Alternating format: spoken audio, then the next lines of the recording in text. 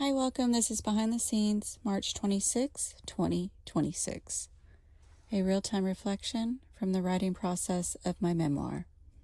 I woke up this morning at 3:45. I looked at the clock and immediately felt the weight of the day ahead. Work, busyness, everything waiting for me.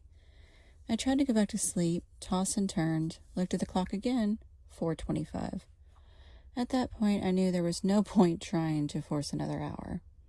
So I just got up, made a cup of coffee, went out to my balcony to pray, and I just felt heavy. My thoughts felt heavy, my chest felt heavy, even breathing felt harder than usual.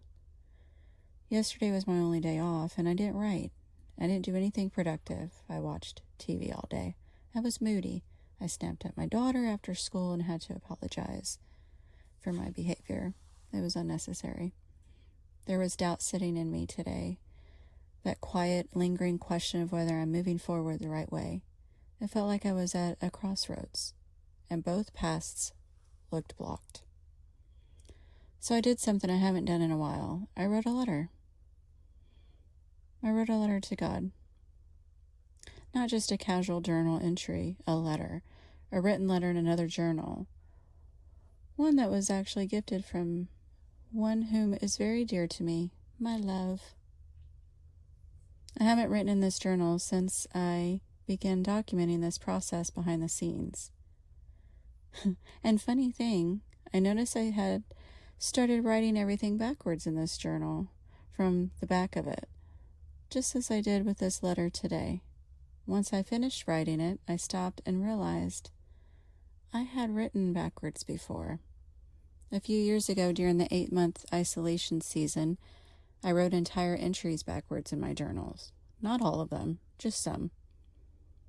Anyhow, this letter felt different. It felt important to write, like the one I wrote on November 2019, and like the one I wrote July 3rd, 2022.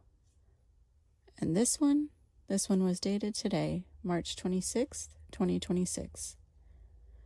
I wrote it in my journal on paper. I asked God to take the burden, take the fear, clear the path if I'm supposed to keep walking it.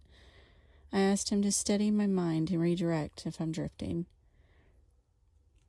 After I wrote it, after I dated it and timed it, Psalm 12 came to mind. But almost immediately, I was redirected to Psalm 11 instead. And that felt right. This is just a small hiccup, not a collapse, not failure. Just a moment of realignment. I know I'll get back on track. God always makes it right. And that's where I was. Hey, and thanks for being here today and supporting me. Until next time, ta-ta.